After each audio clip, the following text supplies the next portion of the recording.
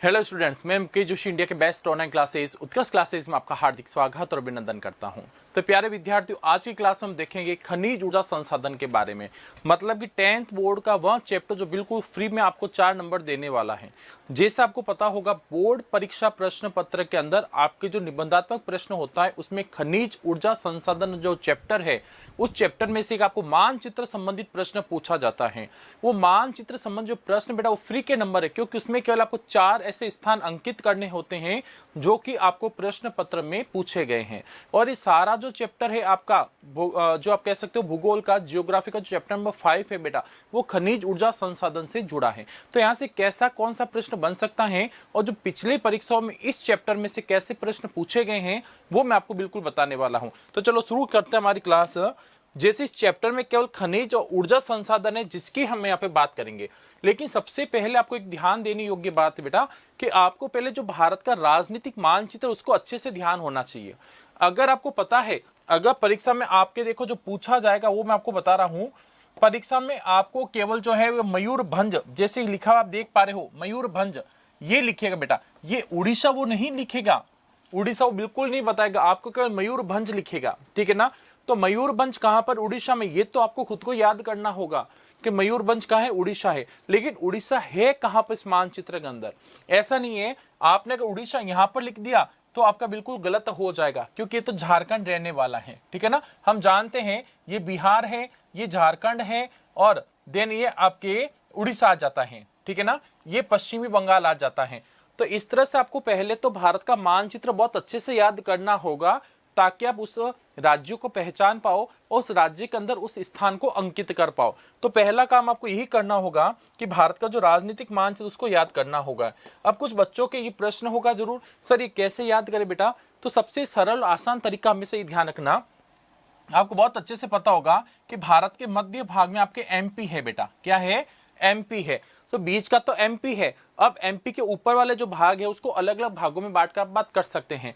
जैसे कि उत्तर के राज्य हो गए या आपके दक्षिण के राज्य हो गए, ये तो पूरब के है ही, ये पूर्वी उत्तर पूर्वी राज्य, ये तो बहुत अच्छे से इनको याद है, 7 सिस्टर के नाम याद है ये, ठीक है ना। और एमपी के पास में सबसे बड़ा जो राज्य है ये कौन सा है, राजस्थान है, क्लियर। और राजस्थान के नीचे इस तरह आपको क्या दिखाई देता है, गुजरात। तो इतना तो आपको बहुत अच्छे से याद है। और इससे बड़ा जो देखो, बड़े बड़े राज्य ध्यान रखो, पहले तो बड़े बड़े राज्य ध्यान रखो, उसके बाद आपको सब कुछ पता चल जाएगा। एमपी की इस तरफ राजस्थान, इधर गुजरात, यहाँ महाराष्ट्र आ गए, आपके महाराष्ट्र हो गया, ठीक है ना, ये आपके यूपी हो गया। तो कुल मिला के बड़े बड़े राज्य आपको पता चल चुका है इसके अंदर, ठीक है ना। देन फिर याद करो कि एमपी से अलग होकर क्या बना था, छत्तीसगढ़ बना था। ये बिहार, बिहार से अलग होकर आपके क्या बना था, झारखंड बना था। इधर आपको आंध्र प्रदेश दिखाई दे रहा है, आंध्र प्रदेश से अलग होकर कौन सा राज्य बना था, ये बना था आपके तेलंगाना बना था बेटा। तो कुल मिला के पहले भारत का राजनीतिक मानचित्र है उसको अलग अलग भागों में रखकर पूरा याद कर लेना, कौन सा राज्य कहां पर है।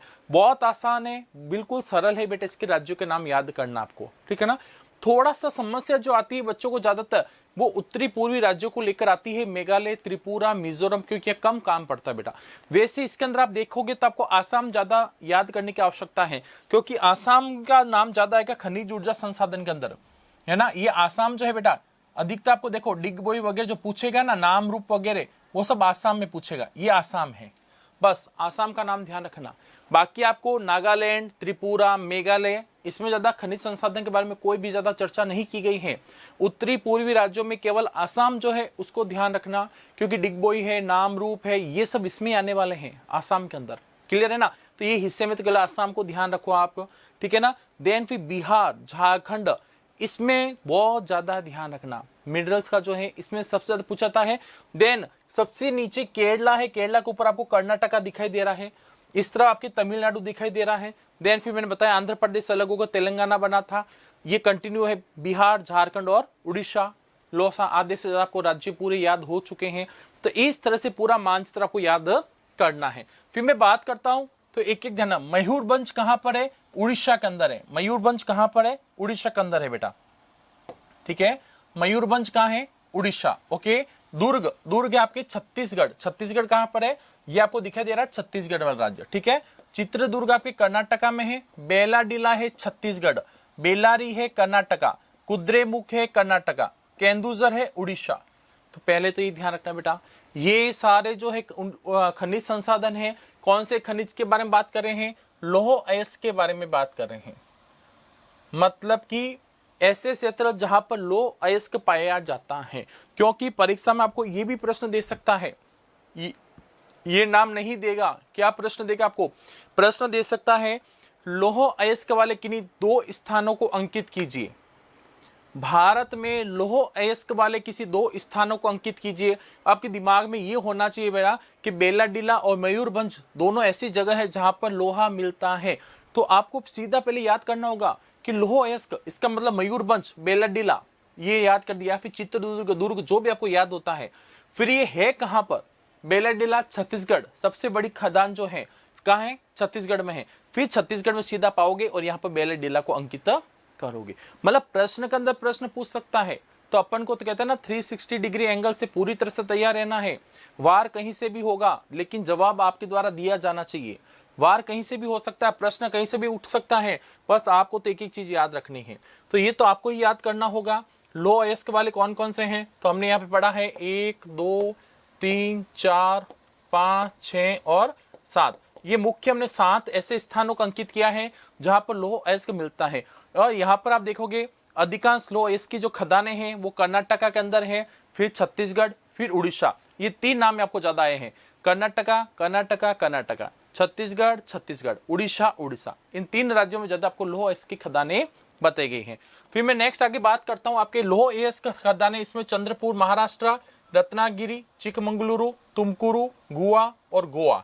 देखो गोवा तो गोवा ही है, गोवा झारखंड है, तुमकुरु कर्नाटका है, चिकमंगलुरु कर्नाटका है, रत्नागिरी महाराष्ट्र, चंद्रपुर कहां पर है, महाराष्ट्र के अंदर है। तो ये भी लौह इसकी खदान है बेटा। इसमें भी ज्यादातर आप नाम देखोगे तो देखो आपको कर्नाटका पूछा गया है। ये देखो ये कर्नाटका आ गया, यहाँ पर भी आपके कर्नाटका आया है ना। तो ज्यादातर लौह इसकी खदानें कहां पर है, कर्नाटका में ज्यादा है। फिर देन आप देखो आगे छत्तीसगढ़ और उड़ीसा में आपको दिखाई देती है। फिर आगे नेक्स्ट आपसे क्या पूछेगा, ये लौह और इस्पात संयंत्र, मतलब कि जहां पर हम कह सकते हैं संयंत्र है ना, लौह इस्पात संयंत्र, जहां पर हम कह सकते हैं ये बड़े बड़े उद्योगों की जो स्थापना की गई थी दूसरी औद्योगिक क्रांति के दौरान, है ना, सॉरी पंचवर्षीय योजना के दौरान, जो हम कह सकते हैं दूसरी पंचवर्षीय योजना के दौरान जो उद्योगों की स्थापना उसकी बात हो रही है। जैसे दुर्गापुरा का है पश्चिमी बंगाल, राउरकेला उड़ीसा, भिलाई छत्तीसगढ़, भद्रावती कर्नाटका, जमशेदपुर झारखंड, सेलम तमिलनाडु। केवल ये नाम याद कर लेना, क्योंकि मानचित्र के भीतर जो दे रखा आपको पता नहीं चलेगा कौन किस राज्य के अंदर है। फिर एक कोयला खदाने, जहां पे कोल मिलता है, कोयला खदाने, तो ये भी देखिए आप ज्यादातर कहां पे आपको दिखाई दे रही है, रानीगंज पश्चिमी बंगाल, बोकारो झारखंड, तलचर उड़ीसा, नेवेली तमिलनाडु, सिंगरौली मध्य प्रदेश, सिंगरैनी। ये दोनों अच्छे से याद करना। इसमें बच्चा थोड़ा सा कंफ्यूज रहता है, सिंगरौली, सिंगरैनी। रोली कहां की है, एमपी की है, और रेनी कहां पर है, आंध्र प्रदेश। ये दोनों सिस्टर है बेटा, रोली एमपी, रेनी एपी, एमपी एपी कर देना, रोली एमपी, रेनी एपी, आंध्र प्रदेश। ठीक है। कोरबा छत्तीसगढ़, झरिया झारखंड। यहां सब क्या है, कोयले की खदानें आपको मिलती हैं। नेक्स्ट देखिए आगे आप है तेल क्षेत्र, तेल जहां से तेल मिलता है, तेल क्षेत्र। यहाँ पर ज्यादा आप देखोगे आपको महाराष्ट्र, गुजरात और यहाँ पर आपको दिखेगा असम। मतलब कि ऐसे क्षेत्र जो बिल्कुल या तो समुद्र के किनारे हैं, ठीक है ना, और ज्यादातर आपको असम की ओर दिखाई देगा। तो ये देखो तेल के लिए आपको केवल 3 ही दिखेगा, डिगबोई असम, नहरकटिया असम, ठीक है ना, शिवसागर असम। ये 3 तो असम के नाम आ गए। मुंबई हाई महाराष्ट्र, बेसिन अरब सागर वही महाराष्ट्र की तरफ ही है, कलोल गुजरात, अंकलेश्वर गुजरात। बहुत अच्छे से याद हो जाएगा बेटा। तेल क्षेत्र में आपको ज्यादा नहीं बताए गए हैं, केवल 7 नाम बताए गए हैं। उसमें से 2 तो आपको असम के अंदर, 2 गुजरात के अंदर बताए हैं, ठीक है ना, और 3 आपको लगभग बता दिए आपको इसमें महाराष्ट्र के अंदर, सॉरी 3 गुजरात, 2 महाराष्ट्र और 2 आपको बता दी इसमें गुजरात के अंदर, ठीक है ना। असम में कौन कौन से हैं, नहरकटिया, शिवसागर, डिगबोई। नहरकटिया, शिवसागर, डिबुगोई, ये कहां पर है, असम के अंदर है। गुजरात के कौन से है, अंकलेश्वर आपको बताया जा रहा है, गुजरात। अंकलेश्वर कहां है, गुजरात। कोरबा गुजरात, है ना, सॉरी कलोल गुजरात, कलोल गुजरात, अंकलेश्वर गुजरात, ये दोनों गुजरात में है। शिव सागर असम में हो गया, आपके मुंबई है महाराष्ट्र में हो गया है, और बेसिन कहां पर है, अरब सागर के अंदर है। फिर देखिए ऐसे कैसे आगे आपको दिखेगा, तापीय ऊर्जा संयंत्र, कहां पर, तापीय ऊर्जा संयंत्र, ये कहां पर है, बोंगईगांव असम, जहां पर आपको ज्यादातर जो हम कह सकते हैं जहां पर आपको तेल क्षेत्र है वहीं पर आपको तापीय और गैस क्षेत्र भी मिलेगा, ठीक है ना। तो तापीय संयंत्र देखिए बोंगईगांव असम के अंदर है, नामरूप असम के अंदर है, ठीक है ना। देन देखिए आप यहाँ पर और अगर पढ़ोगे आप तो देखो सिंगरौली अभी पढ़ा था एमपी, ये याद हो गया, सिंगरौली एमपी, ठीक है ना। रामागुंडम तेलंगाना, ये प्रश्न आ चुका है परीक्षा के अंदर, रामागुंडम तेलंगाना। तूतीकोरिन तमिलनाडु, नेवेली तमिलनाडु, ध्रुवन गुजरात, वानकवाड़ी गुजरात, परीक्षा यूपी, ये सब क्या है, तापीय ऊर्जा संयंत्र है। क्या है, तापीय ऊर्जा संयंत्र। नेक्स्ट देखिए आगे, फिर है भारत में लौह अयस्क पेटियां, ये भी ध्यान रखना, पेटियों को लेकर प्रश्न आता है कि भारत में लौह अयस्क की पेटियां कहां कौन सी है, कहां पर है। एक पेटी का नाम है दुर्ग बस्तर चंद्रपुर पेटी, ये कहां पर है, ये महाराष्ट्र और छत्तीसगढ़ में फैली हुई है। कहां पर है, महाराष्ट्र और छत्तीसगढ़। ये कहां पर है बेटा, तो ये रहा महाराष्ट्र, ठीक है ना, और देन ये रहा आपके छत्तीसगढ़। तो ये दुर्ग पेटियां कहां है, महाराष्ट्र और छत्तीसगढ़ में है, जिसका नाम है दुर्ग बस्तर चंद्रपुर पेटी, ठीक है। देन आपको अगला क्या बता रखा है, दूसरे का नाम है उड़ीसा झारखंड पेटी, तो ये तो उड़ीसा झारखंड भी होगा, राज्यों का नाम सामने दे रखा है।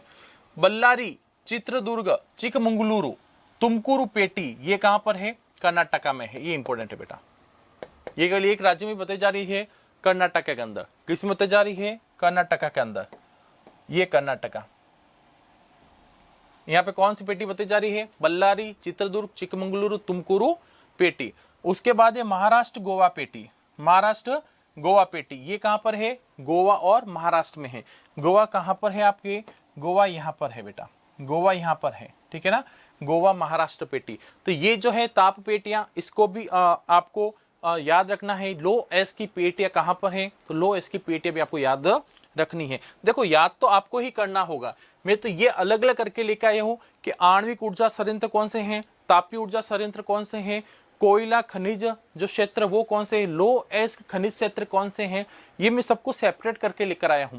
नाम आपको याद करना होगा, और जैसे मैंने कहा था अधिकांश जो राज्य आपको याद करने हैं, मैं अभी फिर से और दोहराता हूं, ज्यादातर किन राज्यों का नाम लिया था, और कमेंट बॉक्स में आप भी बताना किन किन राज्यों को हमने ज्यादा देखा यहाँ पर। फिर है आणविक ऊर्जा संयंत्र, इसमें कौन कौन से हैं, रावत भाटा राजस्थान, काकरापार गुजरात, केगा कर्नाटका, कल्पकम तमिलनाडु, नरोरा यूपी, तारापुर महाराष्ट्र, ये सब क्या है, आणविक ऊर्जा संयंत्र केंद्र है। अब आप ये ध्यान रखना बेटा, अधिकांश हमने इस चैप्टर के अंदर जो है देखा है, जो खनिज ऊर्जा संसाधन में जिन जिन कह सकता हूं मैं राज्यों का हमने ज्यादा चर्चा की है, उन राज्यों के नाम कौन कौन से हैं बेटा। तो यहाँ पर आप देखोगे, एक तो हमने असम की ज्यादा चर्चा की है, ठीक है, एक मध्य प्रदेश की, ठीक है ना, राजस्थान, गुजरात, महाराष्ट्र। आप भी बताओ कमेंट बॉक्स में साथ साथ में, कर्नाटका, छत्तीसगढ़, झारखंड, बिहार, ठीक है ना, यूपी की थोड़ी बहुत हमने चर्चा की है, यूपी, आसाम हो चुका, आपके यूपी हो चुका है, और थोड़ी बहुत हमने तमिलनाडु भी की है, ठीक है ना। एक दो में आपने तेलंगाना और आंध्र प्रदेश का नाम लिया था, आंध्र प्रदेश तेलंगाना का नाम लिया, बाकी आप देखोगे यहाँ पे हमने जम्मू कश्मीर का, पंजाब का, हरियाणा का, दिल्ली का, है ना, या फिर मैं कह दूं जैसे कि आप उत्तराखंड का, ठीक है, इन राज्यों का हमने ज्यादा चर्चा यहाँ पे नहीं की है। त्रिपुरा, मेघालय, मिजोरम, इनको हमने नहीं देखा है। तो ये उन बच्चों के लिए कह रहा हूं जिनको पूरा मानचित्र याद नहीं भी होता हो, वो रटे नहीं कि त्रिपुरा कहां पर है, यहाँ पे मेघालय कहां पर है, नागालैंड कहां पर है।